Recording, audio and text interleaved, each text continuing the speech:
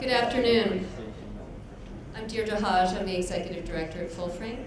Thank you for joining us today for our frame-by-frame discussion. I've said in every one of these discussions, and please come down front because we have a lot of people getting out of screenings a little late and they tend to come in the back. This venue is sponsored by A&E Indie Films. I want to say a big thank you to Molly Thompson for her support on that. And it came out of a discussion with a couple of our advisory board members. It started with the conversation with R.J. Cutler last summer. And R.J. and I were talking about, Full Frame is such a filmmakers festival, and all these great conversations are happening over drinks and over meals. And how do we capture that? How do we bring that conversation to a place where more of us can join in? And so the idea of the speakeasy was born. And we've had, up till now, some great conversations. The 12:30 conversation, if any of you were here, was quite lively. So we're going to move on now to our art and advocacy discussion. And I just want to introduce who I have next to me. I have the great Steve James. He has the film The Interrupters here, which is wonderful if you haven't seen it, and Hoop Dreams, of course. Diane Weyerman, the Executive Vice President of Participant Media. Next to her is a man that needs no introduction, D.A. Pennebaker.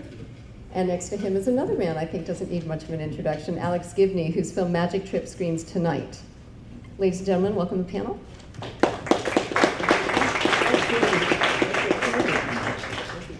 So the way this got started was RJ and I were talking about advocacy films. And Diane, this is something you know a lot about. And for the people that weren't here this morning, I was curious if you could talk about, Participant does it a little differently. You find the issue first, correct? And then you go off and look to make the film?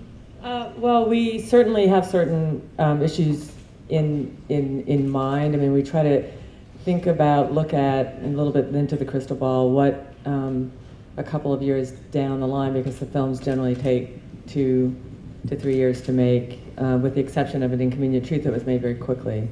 What issues, where can we hit the zeitgeist? There are a lot of important issues and a lot of films are made about those issues, but I think one of the key elements that we look at is there has to be a time, you have to sort of have a certain amount of luck. I mean, that the timing is right, that people are open to a story about a particular issue. And so, the most recent film that was out one of the films that was out last year was Waiting for Superman. Another one was Countdown to Zero. When we started, say, Countdown to Zero, which was about the nuclear weapons threat, Obama wasn't even in the White House. In fact, nobody was talking about nuclear weapons. And then it just happened that with it was one of his policies that he announced early on, even while he was campaigning, that this was something that he was concerned about and he wanted to focus on eliminating nuclear weapons. We could never have known that, but it helped. And then of course the New START Treaty was ratified. And again, these things just sometimes work out and sometimes they don't. But we do look at issues, but we also look at how through a narrative storytelling structure and through characters, can we illuminate an issue in a way that isn't only sort of informational, but also emotional and engaging, because we all know that a story that is emotional and that will resonate on a personal level is what people will take away and hopefully then make them want to, get involved and work toward changing a situation that needs to be addressed. So that's the start of it. Yeah. So I wanted to ask the filmmakers on the panel, and this is a very broad question just to start with. Do you feel that most documentaries are in a way an advocacy film? I mean, without zeroing in on what that term has become, advocacy film, is there in some way that you are advocating something by choosing the subject matter? It's a broad question for a reason. Well, I'll make a somewhat flippant response to that very good and serious question. Many of you don't know this, but I'm actually a secret agent for the movement conservative position. I made a film called Enron, the Smartest Guys in the Room, and many people thought that was a running counter to what Enron was doing. It was actually a how-to film, which managed to play out in the recent economic crisis. I made a film called Casino Jack in the United States of Money, which was allegedly to stop the influence of money in politics, and soon thereafter the Supreme Court passed Citizens United, which made it made the American government up for sale permanently. And Taxi to the Dark Side was about torture in the Bush administration, and now the Obama administration has now used soft torture on Bradley Manning, and even our president said that was appropriate. So if I'm making advocacy films, I must be making them from a very different political slant than most people assume. Okay, fair enough. Penny? Well, I have had a very limited experience. First of all, I never originally called any of our films documentaries, because the minute you uttered that word, the theaters all closed their doors on you. So we pretended that was nothing we did. But the main problem, and I know when I worked with Jewett Life, the initial incentive, I think, was journalism. And journalism is something that calls attention to inequity, which is basically what this whole idea is. If there are inequities, you call attention to it in a film, and then people correct it, or at least they know about it. My problem, personally, is I really wanted to write plays, and in order to call attention to inequity, you really have to know a lot. I mean, you have to do a lot of research. You have to be right. I mean, it's like the New York Times. You can't just publish, there's a lot going on down in the barber shop down here in the corner, You've got to really make it very broad. And we never really had the capacity to do that kind of research. So we sort of were, it wasn't a thing we entered into eagerly. But I think RJ was much more interested in that area because he's a director, and he saw theater as kind of an extension of journalism in some way, in a way that I don't. So I'm not sure that I can bring much wisdom to this. I think what you did is much more evocative of what this is about than what I do. But I don't know, Steve? I've never thought of myself as a journalist or an advocacy filmmaker. I usually start with stories that interest me or people that, but I've found over the years, because I'm not completely stupid, that when I look at the things that I've ended up doing, that the stories that tend to grab me are ones that resonate beyond just being interesting people in their lives. There's some larger issues at work in their lives that are hopefully illuminated by them. But I've never put experts in any of my films to date, and I've always kind of thought that the films were a way to hopefully grab people with a story that resonates on other levels, that makes people talk about it. And in the outreach and civic engagement that we do at Cartemquin, where I've done most of these films, that's been very much about trying to do some things with advocacy, that uses the film, but the films themselves are not, in fact, the films have been problematic for some advocacy people.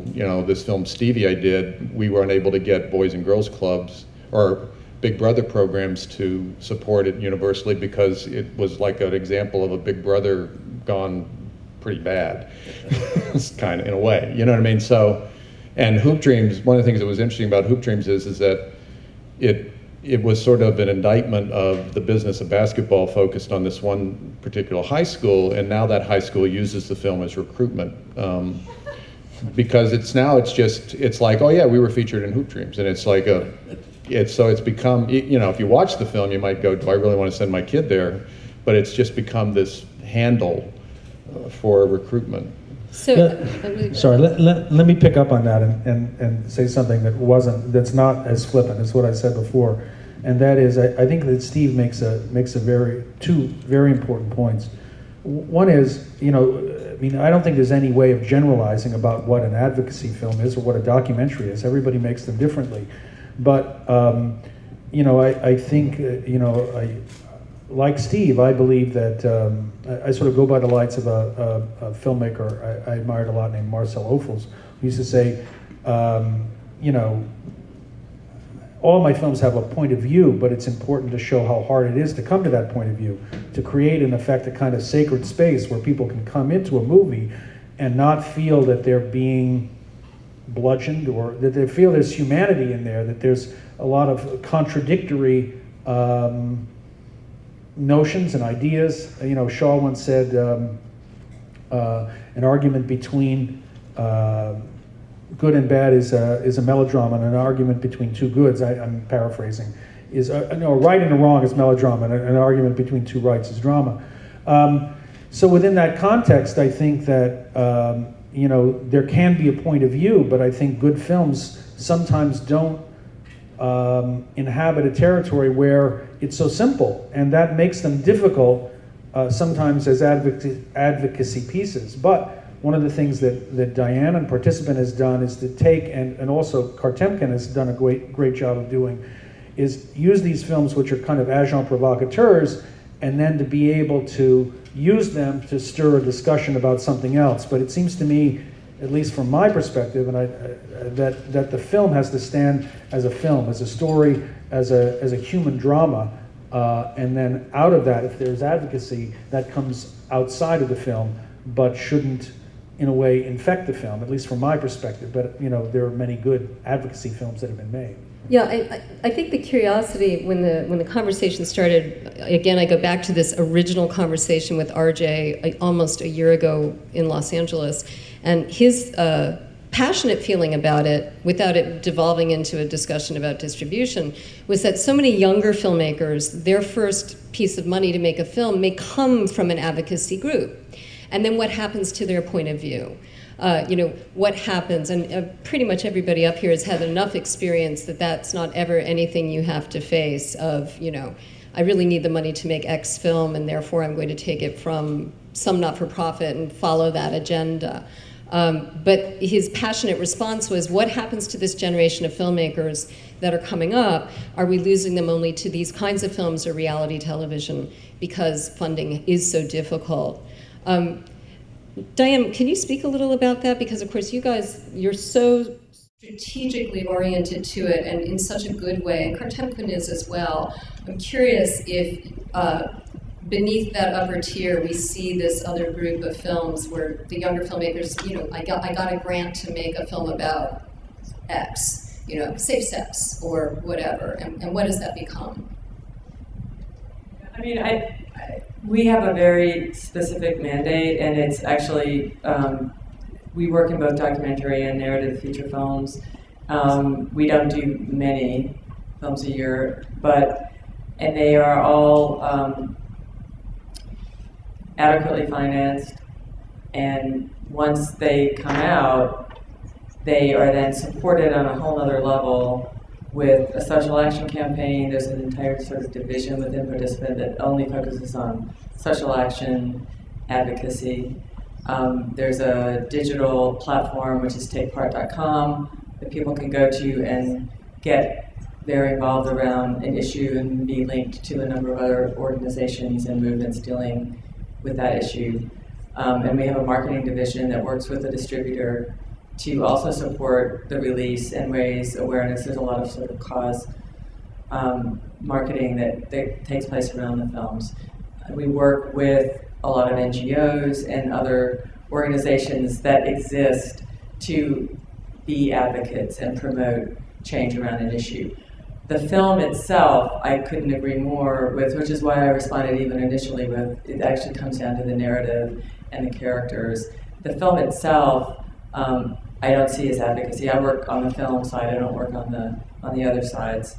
But I think if the film doesn't succeed as a great story, and that does usually come through character and some sort of dramatic arc, it's not going to succeed very well on any of the other levels in the way that we release them, which is initially theatrically and then on the other platforms.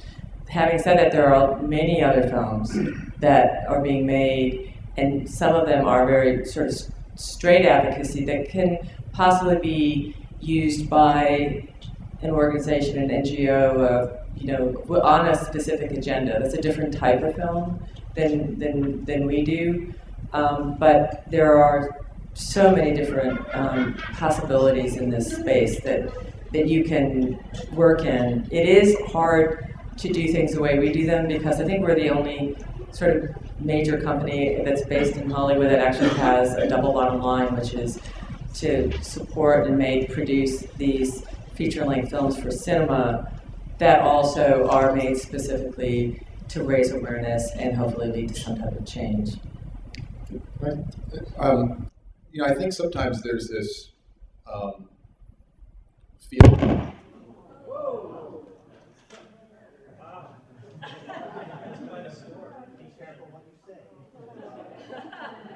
Alex, is your next film on alternative energy? Oh, sorry. Sorry. Yeah. I would like to, if you don't mind though, I would like to go back to one other thing, which is I think not a danger with any particular advocacy film, but I do think, and I don't know if there are any critics in the audience, but I do think the one danger about the perception of documentaries being advocacy films is that sometimes, some interesting the texture of some interesting films get missed. And that I find often critics seem to want films or want to pigeonhole films as a way of saying this is, thumbs up for this or thumbs down for that. When inside films very often, and the Pennebaker films are a classic example of this, there's a lot of very interesting texture going on that it's hard to tell exactly how the filmmaker feels, which is interesting territory because then you as the viewer have to figure out what you think.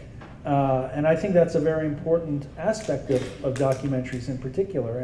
And to the extent that people begin to feel that all documentaries are advocacy films, I think it will obliterate some of the wonderful texture of those contradictions. Well, I think what's exciting to me is that it's getting away from that. I think that's more the historical way documentaries have been viewed, is that, oh, okay, what's the lesson I'm going to learn here, Yeah.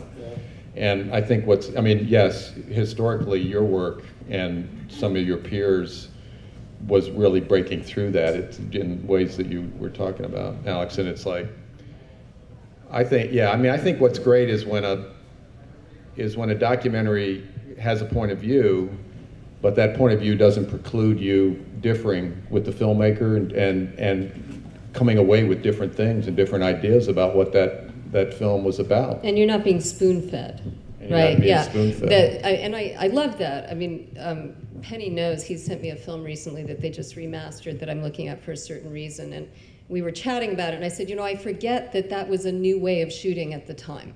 I have to remind myself, this was new. This was not the way everyone did it, to leave the camera running, to capture life that way.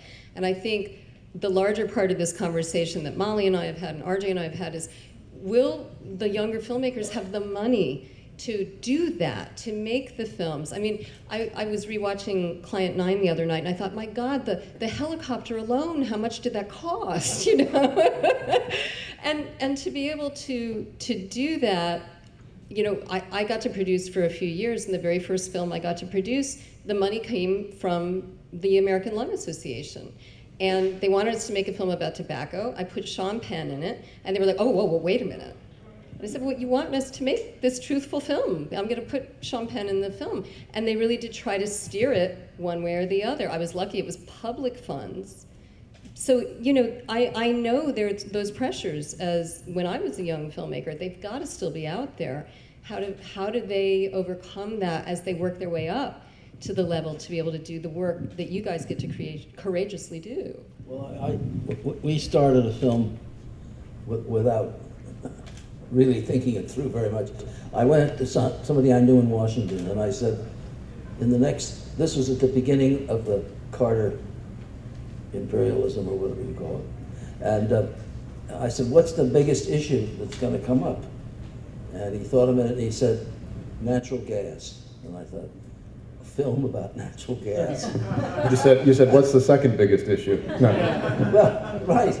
I did kind of, but this guy was terrific, and he published a little newspaper that all the people in the house on the Hill got. So I thought, well, he must know what he's talking about. And so we began a film on natural gas, which took us about a year and a half. It was the longest, I think it was the longest legislative battle that ever took place on the Hill between, I mean, they had just endless various interruptions. But in the course of it, we spent time, we had to divide crews, and the crews, we couldn't talk to each other publicly, because if it was perceived that the crew that was with the Republican group were talking to us who were with the more liberal Democratic group, the whole film would collapse. So we talked at night on secret telephones, and it was a whole peculiar endeavor in which it was never clear to me what it was we were exposing. And that was the problem for me, which is that, there was this theory that, and there were many strong people, feelings on both sides, that the cost of natural gas was causing people in Ohio to freeze to death, in the winter, and that the factories weren't getting, and that it had to do with intra-state gas sales. And we started out with the Secretary of Energy, who really disapproved of us. He said, "You're snoops. We don't want you around." And by the end, this was Schlesinger. By the end, he became totally. He would drive us places in his limo, and when we went, in those days you couldn't film in the Senate or the House, and he would take us into. He would let us into the coat room for the Senate, and they had a PA system, so people that didn't want to sit in there could hear what was going on, and we could record it with our recording. So we would get full recordings of the Senate things, but nobody realized we were getting them. It was and it was all because of Schlesinger in a way helping us. But I thought, he basically is a Republican who was sort of endorsing, as he called it, the old boy network. He was endorsing a kind of anti natural gas, in which it was be co-opted by people basically who were just doing it to make money. And the problem was that by the end of it, we had, it turned into a 5-hour program on television.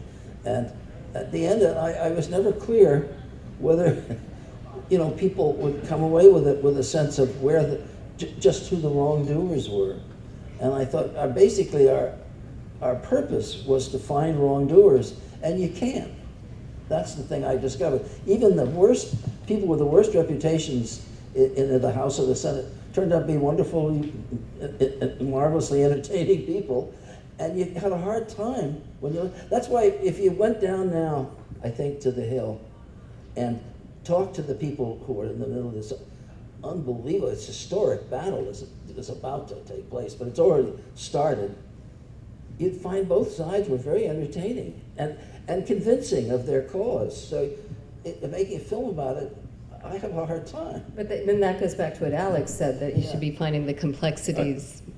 Yeah, this isn't exactly the same because we got funding and we didn't have this film that's playing here, which I want to say is playing at 5 if anybody wants to go. But we'll have you out in time. But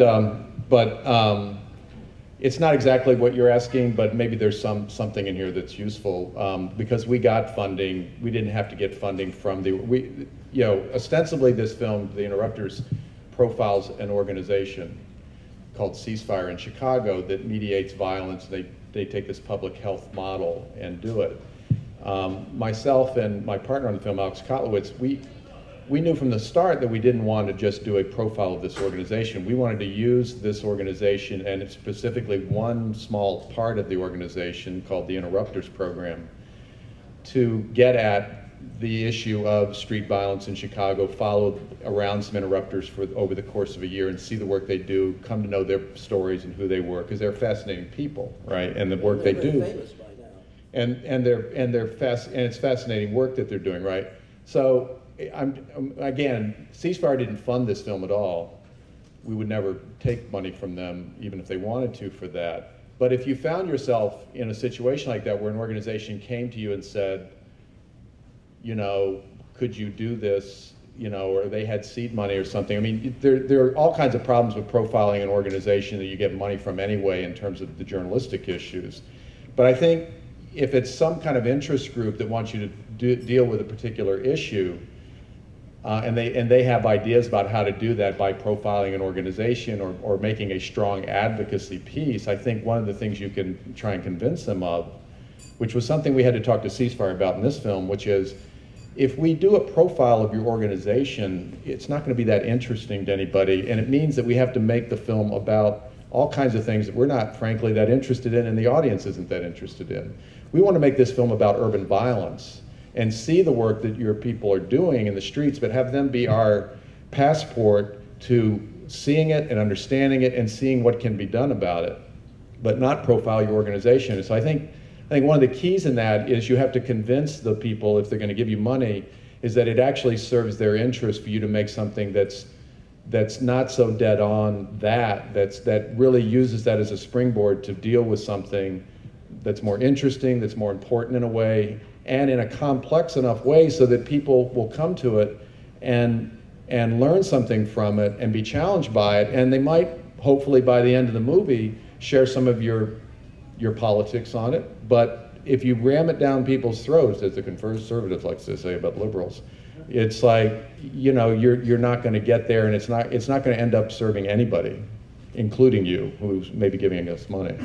As Steve was speaking, it actually sparked something which is rare, that my neurons still fire, which is that one of the interesting things today, and one of the most vexing problems for documentarians, is the advocacy of the documentary subjects. That there's such an intense media management attempt by people who used to be relatively open, that it's very hard to get at something beyond the mask. And because everybody has a very specific agenda and wants to know exactly how they're going to be perceived, and even they spend time kind of pre-managing their activities and their actions in ways that prevent you from getting at that kind of double-sided reality, which oddly enough would often be better for them. Which leads me to a question for you. A film you made some time ago, Don't Look Back. Yeah. About Bob Dylan. Who was the bad guy? Well, no, I'm not saying who was the bad guy. I'm saying what was interesting about it was such a multifaceted portrait of him. Did he have issues with that portrait? You mean, did he tell me it sucked or something? No. Yeah. No, he he called me up one day after actually he'd seen the thing, the way it was finished. Nobody had anything to do with the editing except me, and even Albert wasn't involved, his manager. The only person was a partner of yours who came and worked with very briefly. Gordon Quinn? Yeah. He said one He's day, the Quinn of Quinn the Eskimo sent if me. you're too busy, I'll be glad to edit that film for you. And that was it. I thought, I've got to get to it. Somebody else will do it first. But no, I think that we just, in general, I had no idea what was going to happen. I mean, our films never begin on yellow pads. They begin in weird ways. I mean, you find yourself going to a party or to somebody's house and wondering what you're doing there, and little by little, you kind of get involved in picking up a camera and filming. So it's not very purposeful.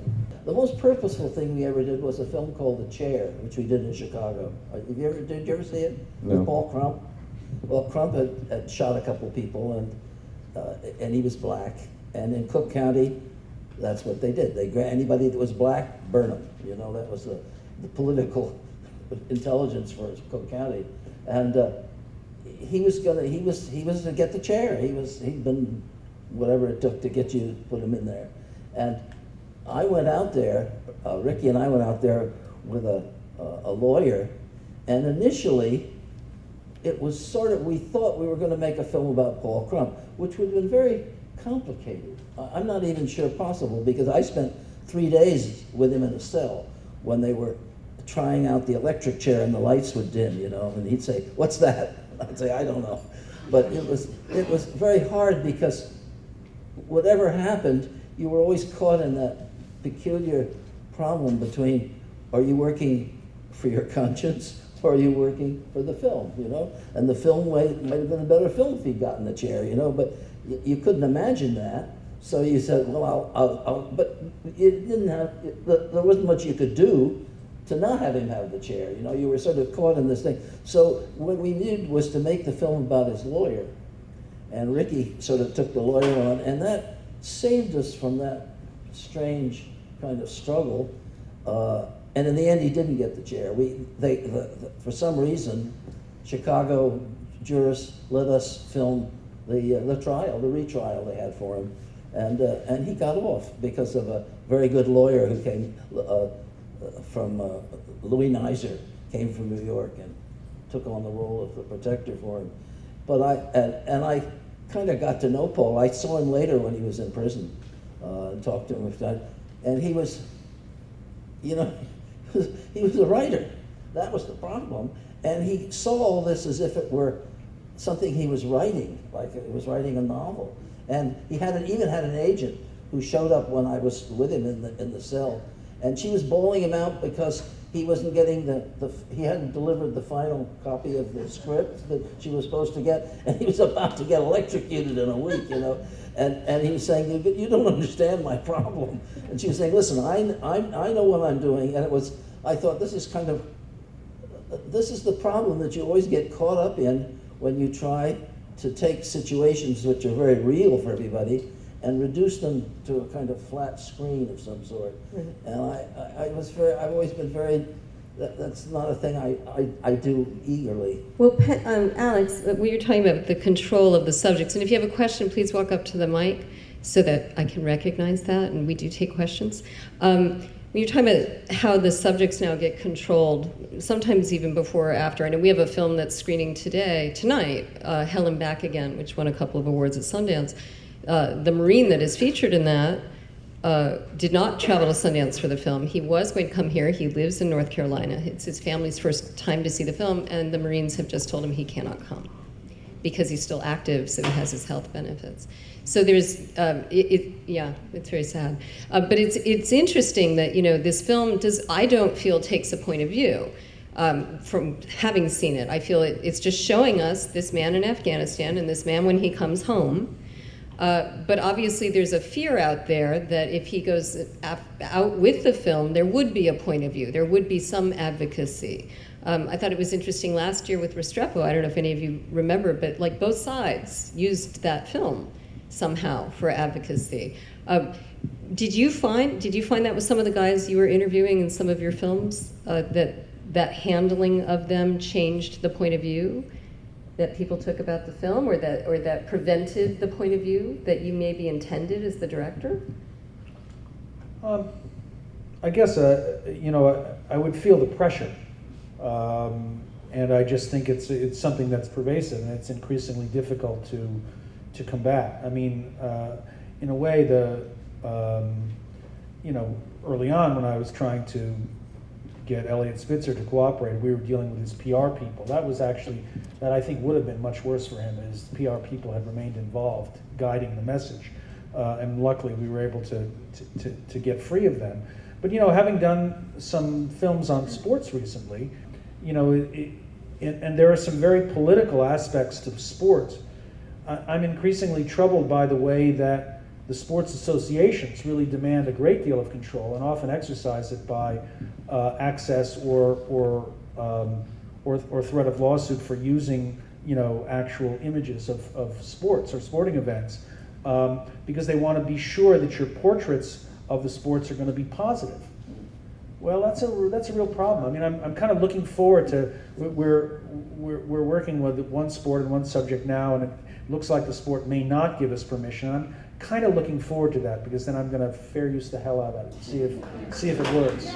But it's an interesting problem, and it's becoming more and more of a problem as people want to manage their image. In fact, there was a rather funny story in the making of Client 9. I had an ongoing engagement with Ashley Dupre, the famous escort, who was famous for being the escort with Eliot Spitzer. Turns out she only spent a couple hours with him. But for over a year, I was trying to get her to talk, and we were going back and forth on Twitter, on Facebook, and then through her many representatives. She had a manager. Actually, she had 3 management teams in the course of negotiating with her. She had a criminal attorney, an entertainment attorney, and a PR rep. And we came very close to getting the interview. It was scheduled for the following week, and then her entertainment attorney said, well, we're only going to agree to this interview if we get final cut of the movie. Of a documentary. Yeah, I said, and mind you, this was a time when we were having a great deal of difficulty with the structure of the film, so we briefly considered it. We thought, well, maybe Ashley can figure it out. But we ultimately declined. But that gives you some sense of how people think about it. It's like, well, we have this commodity, and the commodity is Ashley's testimony, so we're going to use that to get what we want, which is a portrait of her that we can control. I see. I was just going to say, you've made it hard on yourself because you're dealing with some really high-powered people a lot in your films, and so I don't envy that task at all. But even as opposed to Allen Iverson. Well, I didn't get Allen. Allen refused to be in it, and I did have a struggle with the NBA over footage of Allen Iverson, and part of the problem you run into is that in the case of this film with ESPN is that they have relationships with the NBA.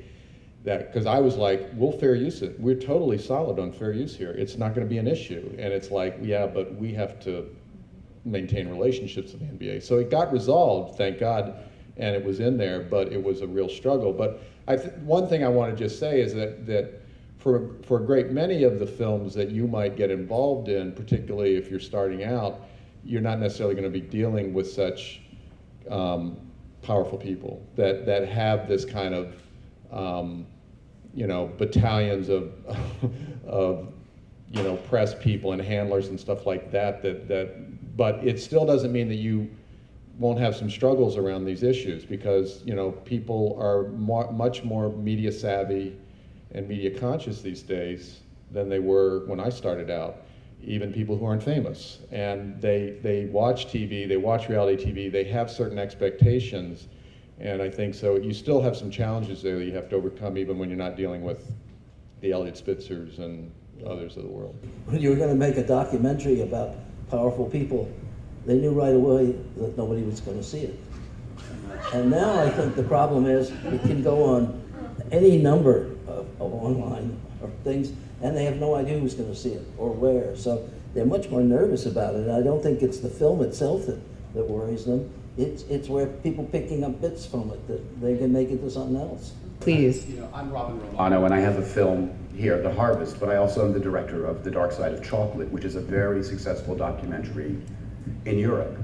And what's very interesting to me is that Deutsche Rundfunk, we're going to do Dark Side too, and there are a lot of non-government organizations, let's say fair trade organizations, Green America, all these other groups, that would love to fund us. But Deutsche Rundfunk says specifically, you do not get funding for NGOs.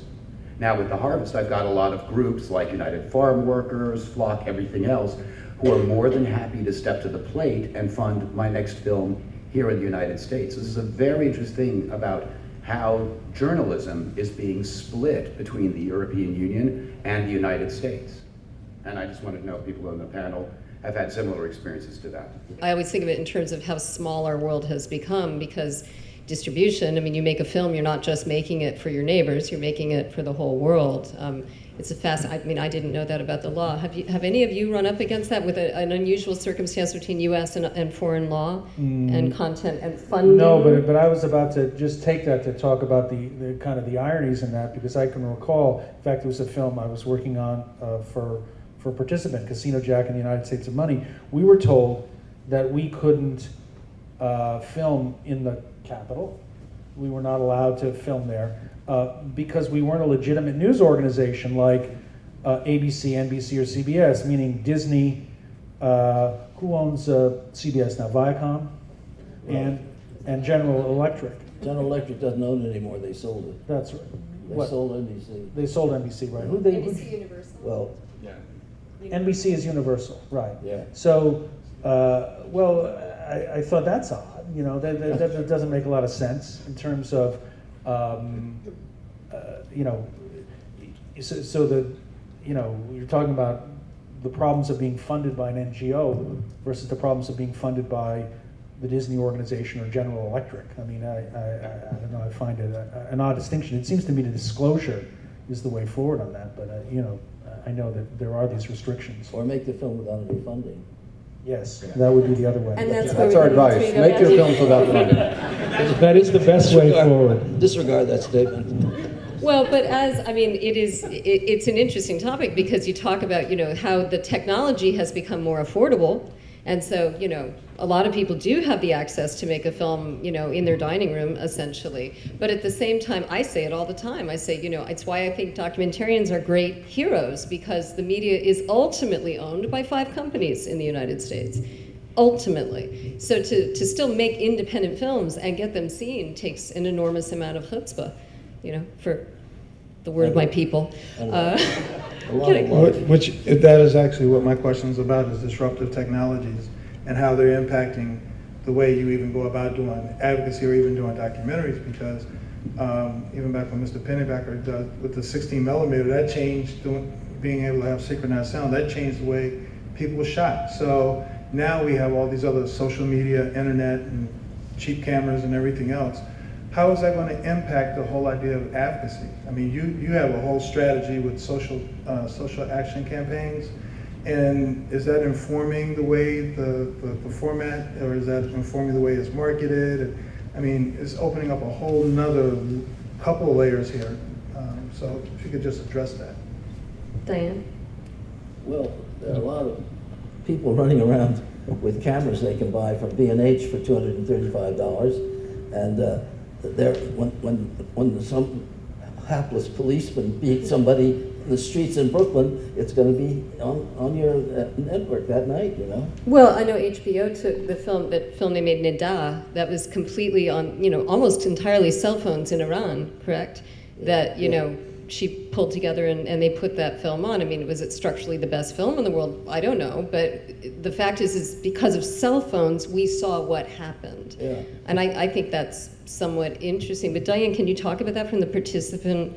I mean, you must be using multi-level platforms to communicate. We are, not? although we're still approaching, in terms of what we produce, finance, greenlight, it's still, you know, the very sort of traditional theatrical film, which is not what you're talking about. What you're talking about are all these other, it reminds me of the line out of page 1 where the journalist who's breaking the WikiLeaks story says, you know, you just came out of the movie, right? Says, you know, Daniel Ellsberg needed the New York Times for the Pentagon Papers, but WikiLeaks didn't need the Times. All they had to do was post it on YouTube and everybody could see it. And it's a completely different era. I mean, we're living, you know, the way that information, stories, films, whatever can get out and reach an audience is just blown wide open. So there are probably gazillions of ways that films can get out there, in terms of how they're made and how they reach an audience. Maybe Alex, you Well, I was just going to make an aside. Even the great WikiLeaks disclosure, Collateral Murder, that videotape, had been leaked a year before by a Washington Post journalist in the book Good Soldiers. So even WikiLeaks got leaked. Well, and it's like what you guys are talking about too. It's like some of the most profoundly impactful visual media that's going on now is not a film. It's just someone documenting an atrocity, or that catches a country or a segment of a population at the right time, at the right moment. It comes to epitomize or symbolize what people are feeling, and that's what they're using. And it's not the only reason, you know, like it happens in the Middle East right now, but it plays a role in sort of galvanizing something that was deeply felt, right? And so it's not a film. It's just seeing someone being tortured or killed or something happening that's doing that. Though Burma Soldier, which we're about to have its U.S. premiere, Ricky and Annie's film, that footage came to them.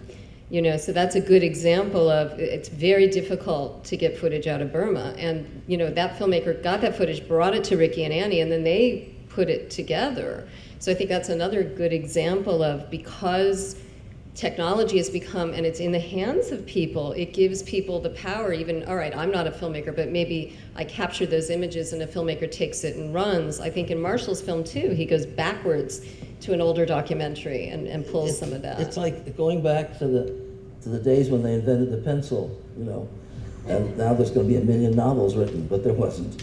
And I think what's going to happen next is people will come along, you know, the equivalent of Hemingway and Fitzgerald and the people in the 20s that put the pencil to some kind of inner use.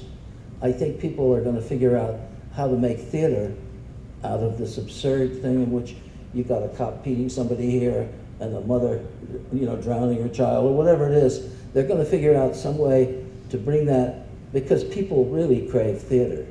I mean, after a certain amount of watching the absurdities of life around you, you want something that holds together, that goes around and comes out, and you know something at the end that you didn't know before. And I think that's what the next step. I'm sort of looking forward to that sort of authorship, because I know it's going to happen. Well, and I think that, you know, there's so much media saturation, things come, and then, you know, you think, wow, that's amazing, and then the next day's news come and it's gone.